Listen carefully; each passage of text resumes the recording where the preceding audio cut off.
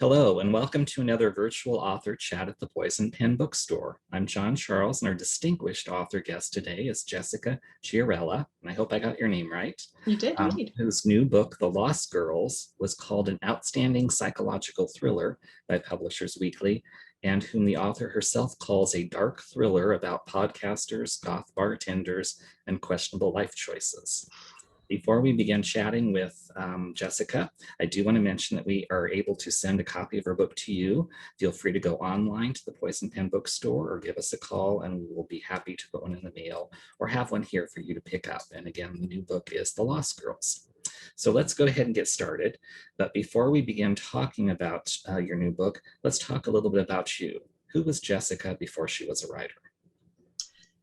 Oh, I don't know. I think I've always been a writer. That's probably an answer you get a lot, but it feels like it was baked in with me from the time when I was little. I was always reading and writing stories. And so I feel like before I was taking writing seriously as a professional endeavor, I was trying to find myself, I guess. I got a degree in political science and sort of thought that I might go to law school and look in that direction. And when I was about 22, it sort of hit me that the only thing that I really loved to do was to write. It was this sort of a thing that I did in my spare time for no reason. I'd write these, long stories that I'd never show to anyone. It was always just for me.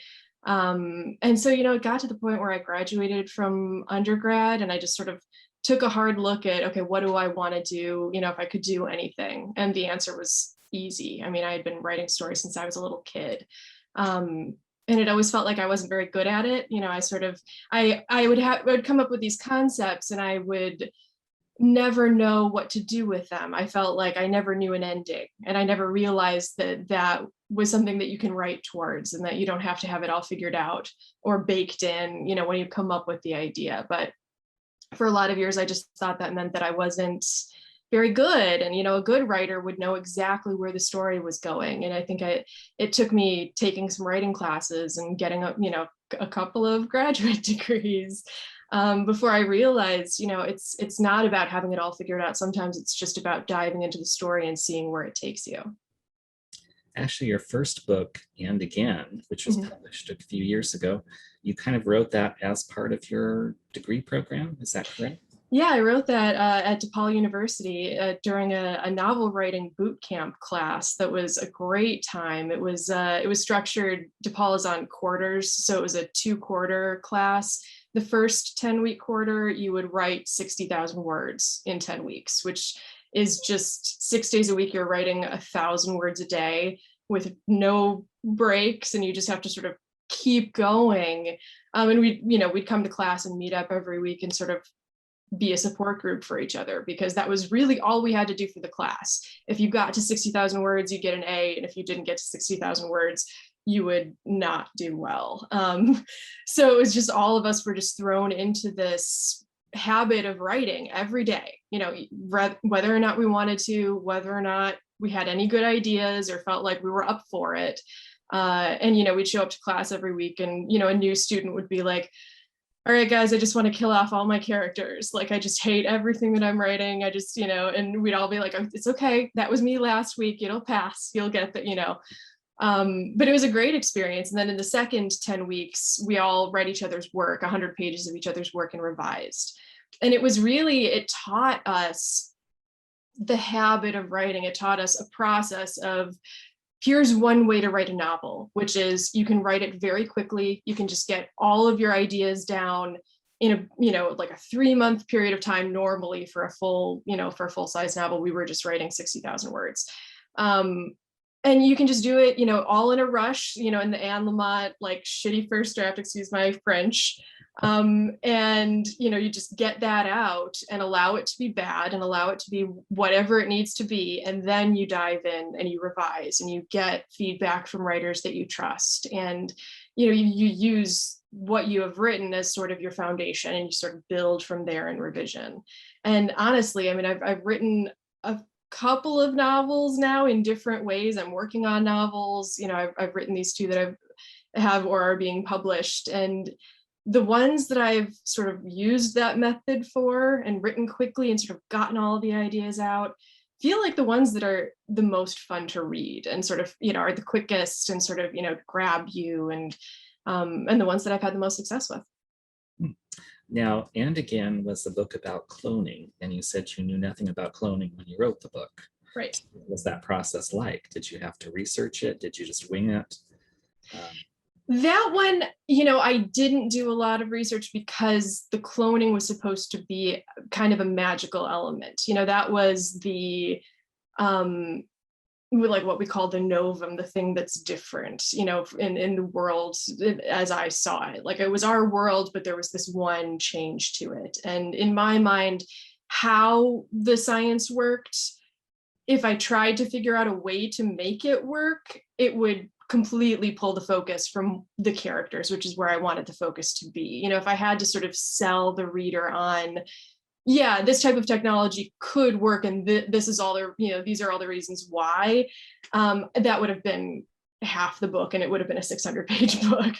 And I am in no way qualified to figure that out. So it really felt like I had to seed enough detail about how this worked, why it could work. Maybe they figured out how to create, these set of injections that they give you so you have a baseline immunity. So when you wake up in this new cloned body, you wouldn't just be getting, sick all the time with sort of common viruses. Maybe they figured out how to grow these things, but I didn't want to get too much into the science of cloning and the science of taking someone's memories out of their mind and implanting them into a cloned body, just because I can't imagine a world in which it would actually work.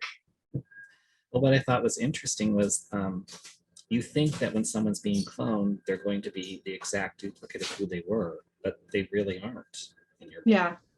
And that was, I think, the most interesting concept to toy with while writing that book, which is, I feel like I had gotten to a point in my life where I was like, oh, if only I could just get a fresh start, if only I could just turn back the clock 10 or 15 years and just say, okay, now I'll do everything right. I'll do all the yoga and I'll eat right and I'll, exercise every day. And if only I could just go back to the point, like before every day woke up and felt like I had, like been in a boxing match during the night, and just, so yeah, it was interesting to think, if a character got that chance, would they do all the right things? Would they do all the yoga? And, I don't think human nature works that way. I think humans don't deal well with the necessity for perfection. And, my interest in characters, and sort of the thing that I've always gone to, is the complication that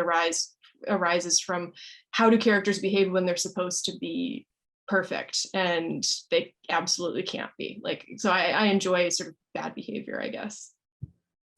Well, speaking of complicated characters and bad behavior, let's talk about your new book, The Lost Girls.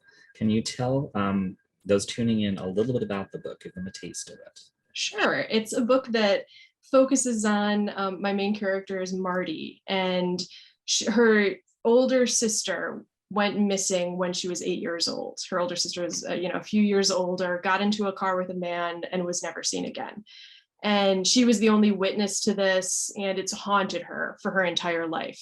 And she ends up telling her story on a podcast, on a true crime podcast that she does with her friend, during sort of a very fraught emotional time that has to do with, sort of a minor revelation that it could be connected to her sister's case. And the podcast goes, it's very popular. It explodes in popularity. And so she ends up getting all of these tips coming in about people who think they've got information about her sister's case, or have other cases that are connected or could be connected to it.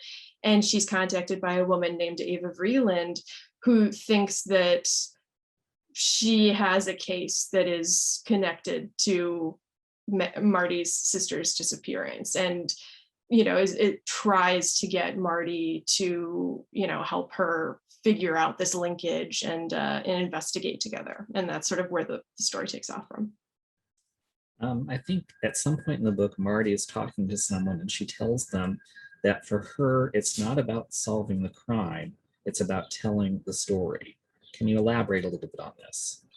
Yeah, that's one of the things, I'm a huge fan of true crime. I love all the podcasts. I love all, the series. I'm one of those people who feels like I go to it for a sense of comfort. It's like, you know, on a Saturday night, pouring yourself a glass of wine and sitting down and watching these horrible stories about murder and, mayhem and just these awful crimes.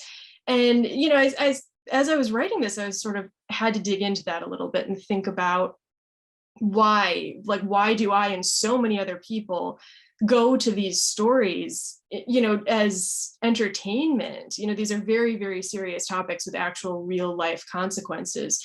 Why do we find a sense of pleasure or comfort from being in these stories? And I think it is because they are stories. I think in the pre-internet age, when I was growing up, sort of watching the evening news gave me this impression of just indiscriminate violence and, and people being kidnapped and people being murdered and, crime and all of these things without any context, without any, idea of why these things were happening and then what happened in the aftermath. And I think the thing about true crime is that it takes this understanding of, yes, we are living in a violent world in which sometimes terrible things happen to people without much reasoning, and tries to center it within a narrative and say, okay, this is, the story that we can gather based on the information that we have. These are the people who were affected. This is what it did to their lives. This was the life of the person, before they were just this victim of a crime. And here's what we think we can do about it. It gives a lot of agency to the person making the true crime podcast or the true crime series in a way that has affected actual criminal cases, in real life, in real time.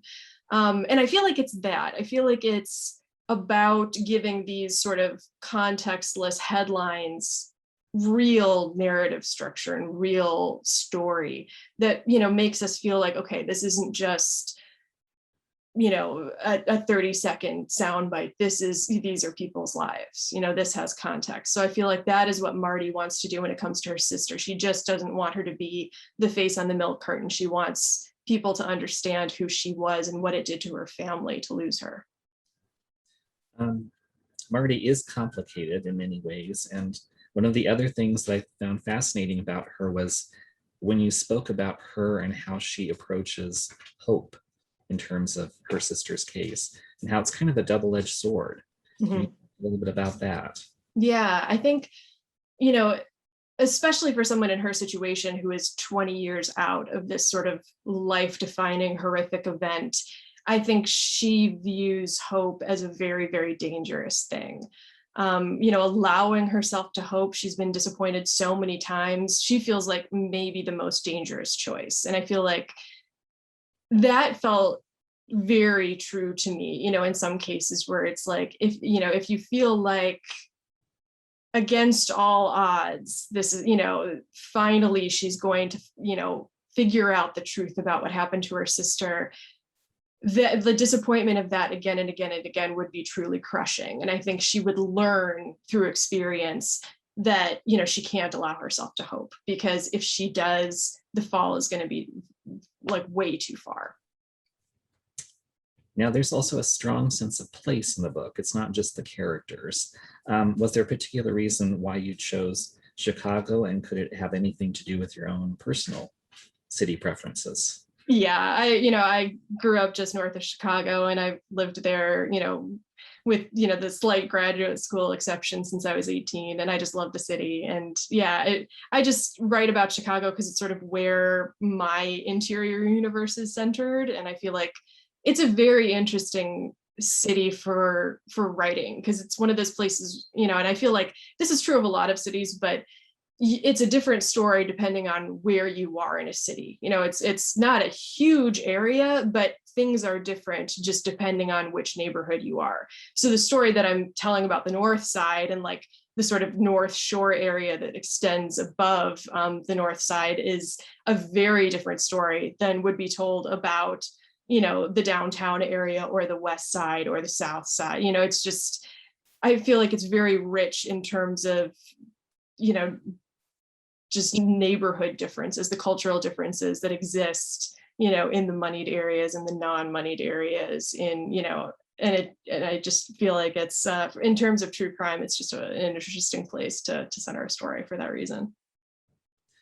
Now, I think that sometimes people don't realize that even novelists have to do research for a book. What kinds of research was involved in The Lost Girls? I know that I was fascinated when you at one point talked about crowdsourcing information on unsolved cases using targeted social media. I never even knew that existed. So maybe Yeah. talk about that and other kinds of things you did to research the book. Yeah, I did a pretty deep dive into, you know, that sort of spurred from Michelle McNamara's book, The I'll Be Gone in the Dark. And, you know, there are a few people who sort of worked on her book after she passed away. And one of them wrote a book called Chase Darkness with Me. And it sort of goes into the idea of, if you want to be kind of a citizen advocate and like be the sort of person who goes onto these true crime forums and tries to solve cases, what are some of the techniques that you can use? And one of them was, yeah, crowdsourcing information with targeted advertising online. And it's fascinating stuff. So I did a pretty deep dive into that. I had to learn just enough to be dangerous about podcasting. You know, I've got, you know, some friends who run a podcast production company, and I've got you know, a couple of friends who have their own podcast. So I sort of got the view of like, okay, these are two guys in a kitchen doing a podcast, and these are people with actual equipment and resources making a podcast, and trying to find some place in the middle where, you know, they are just two women sort of doing this podcast in a back bedroom, and what does that look like? And then I had to do some research into policing and police procedure. You know, I looked at a lot of national data on the way that missing teenager cases are handled, and it's very interesting and, you know, very concerning in some ways about, you know, I wanted to see if the police would have considered maybe Marty was, or maybe Maggie was just a runaway, the older sister, you know, maybe she just left, if that would have been a legitimate response that they would have had. And the answer, especially in the 90s, was absolutely that, you know, there was, you know, big overhaul, you know, from the Justice Department in, you know, more recent years, saying you can't approach cases this way. You can't just be like, well, maybe they ran off, you know. So that was very interesting. And also my uncle is a retired cop, so I sort of sat down with him and was like, all right, from somebody, what would be the procedure at a crime scene? What would be the next steps? How much, you know, can I color outside the lines? And so he told me all the rules of what good policing looked like, and then I just completely obliterated them in the book.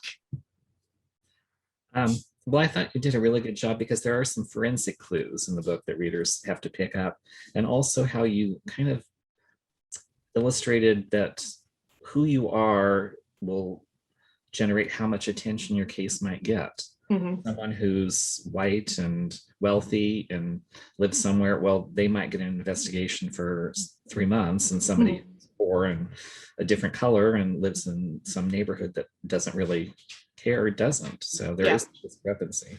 Yeah, and that felt unfortunately very Chicago to me. You know, that was one of the things about centering a story in Chicago that is one of the very hard truths that people, you know, who live here understand, you know, is that it is a very, very segregated city, and it is like the response is not the same depending on who the person is or where they're from. Yeah. You mentioned a little bit before, but maybe we can go a little bit more into it about the process of writing The Lost Girls. I do want to say that I personally thought it was brilliantly done. Because I was reading along, and you have it set up so that if you're a reader who's read a lot of mysteries or thrillers or suspense, you think you know where the author's going. And you are so smart and you're so pleased with yourself because you think, I see what she's doing. This is how it's going to play out. And then right near the end, you yank the rug out from underneath them very cleverly. And we won't go into the details because we don't want to spoil it for readers. But you mentioned that you have this approach to writing where you just write things down. But this book relies a lot on sequence and placing of clues. And was that a struggle for you, or did you adapt to it? How did you write it?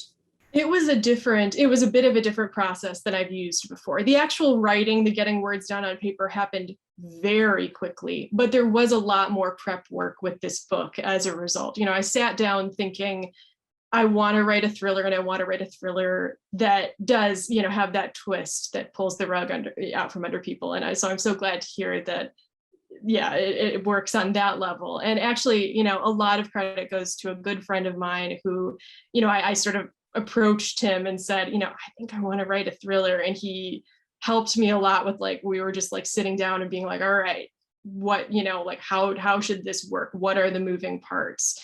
And he's a huge fan of mystery thriller books as well. So he's sort of had a lot of background knowledge and really helped me out in terms of the plot structure and figuring out the details to seed where, in like within the investigation that would then pay off later. And so, I got the entire thing outlined over the course of a couple of months and then sat down and started writing it. And I mean, I've had experiences like with And Again where I wrote very quickly and it felt like, okay, the ideas are just coming. This was on a completely different level. I mean, because I had sort of done the prep work and understood the characters and where the story was going, I wrote this in 3 or 4 months. I mean, there was a day when I wrote 7,000 words. I mean, it was just a crazy pace because it seemed like it was all there and all I needed to do was just get it down on the page. So it was an interesting and very fun process.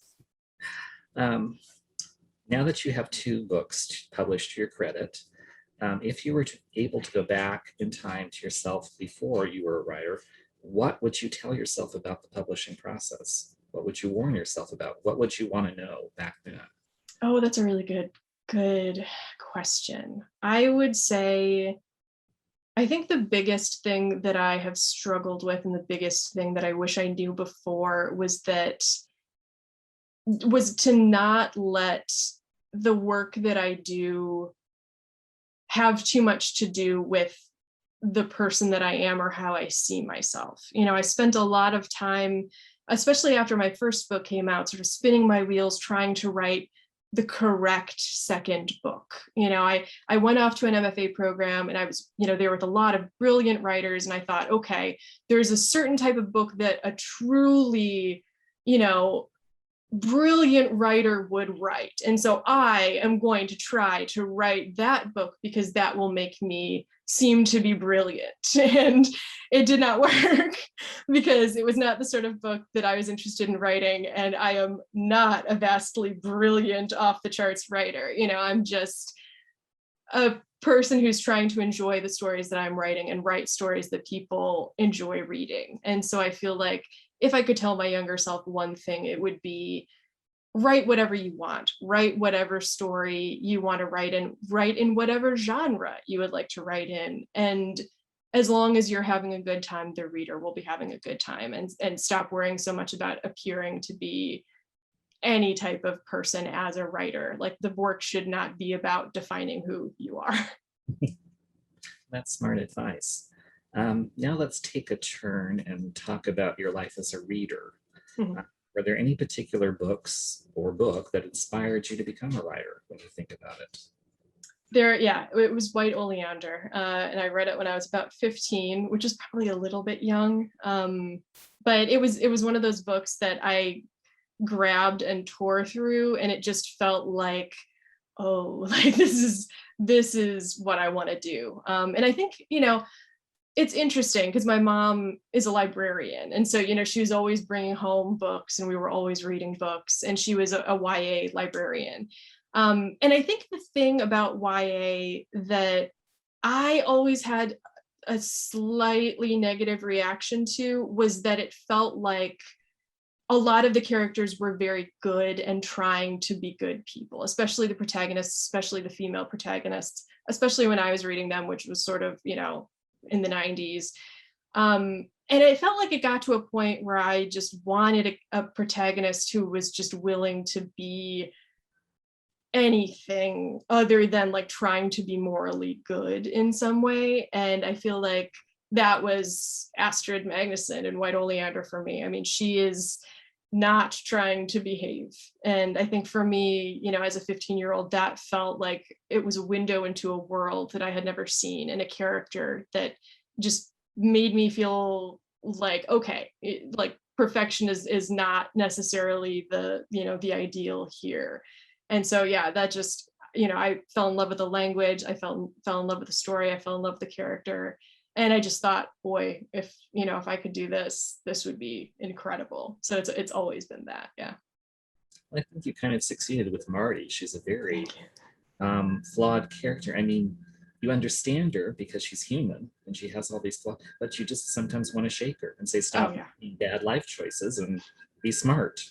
It's the making bad life choices in smart, like in spite of being generally an intelligent person, like having that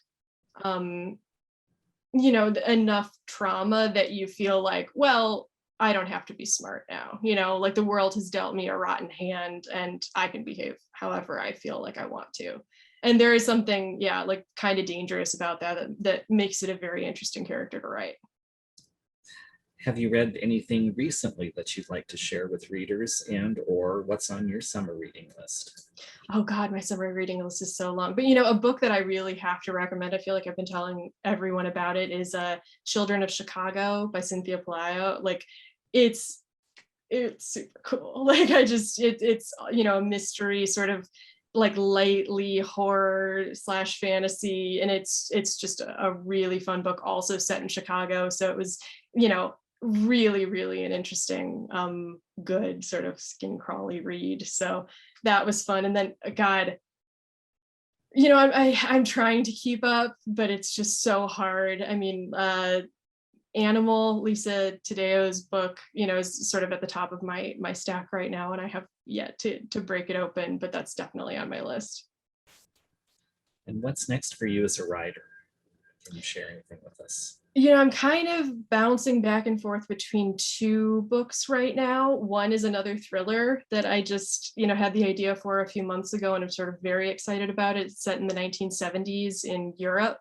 It's like an American college student over in Europe, sort of dealing with, falling in love with a strange European man and sort of the political unrest going on simultaneously. And so that I'm very excited about. And then I'm trying to finish the book that I started as my MFA thesis, which is a sort of magical realism book that's about a family in Chicago where a couple of generations of the women can see imminent death by touching people.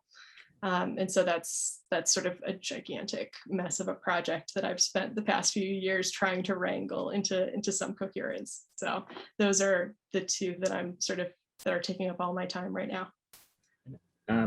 I think it's interesting because a lot of readers think writers have like the schedule. Every writer can produce a book in 3 months or 6 months, or just based on certain authors on the bestseller list. But that's not true. Every writer has their own pace, and yours tends to be a little bit more leisurely, but that's, I guess, what you have to do. Yeah. I mean, it just feels like unless I hit that, that like sort of rush that I did with The Lost Girls, yeah, I feel like it is. I try to be pretty deliberate about writing, on a good pace, but, I feel like there are times when I will spend a couple of years working on a project and reach a point where I'm just like, this is not where the energy is. I should go where the energy is. And so I'm always trying to sort of follow my interest a little bit, maybe too much, but yeah, it is kind of a wending pace, I guess. Now, can readers find out more about you and your books through like a web page, a podcast? What exactly are you? Yeah, I've got a website. It's jessica-chiarella.com. And then I'm also on Facebook, Instagram, and Twitter. They can find me at Jess Chiarella on Facebook and Instagram, and Jess_Chiarella on Twitter, because I didn't get on Twitter quickly enough. And yeah, I kind of use Instagram more than anything right now. But yeah, I'm active on all of them, so they can find me there. Well, I can't believe our time has already raced by. I'm just been thrilled to have Jessica here with us today, and I can't recommend her new book, The Lost Girls, enough if you want a good summer thriller. It's just absolutely brilliant. Thank you, Jessica, for joining us. Oh, thank you so much. It's been so much fun. Thank you for having me. And thank you for tuning in. Hopefully, I'm not real good at technology. They don't let me near the stuff at the store, but in case I accidentally disconnect you before, I do want to thank you. You were just marvelous. You're such an excellent interviewer, and I loved your answers. Oh, thank you so much. Your questions were excellent. And I really, really enjoy talking with somebody who, has really, really insightful questions. So it was a lot of fun. I really appreciate it. That's great. Eventually, like in a few days or so, our tech person will turn this into the link in the podcast and all that other tech jargon. I'll send it to your publicist who should give it to you. Perfect. The other thing is if they ever decide to send you to Arizona, please do consider the Poison Pen. We would love to have you here to do some kind of book event or. Oh, absolutely. I would love that. That's great. Thank you again. You were wonderful. Love the book. All I can say is write faster. Okay, I will try. Well, thanks so much. I so appreciate it. It was such a good time. And I, thank you so much. I really, really appreciate the feedback. Oh, thank you, Jessica, and have a great day. You too.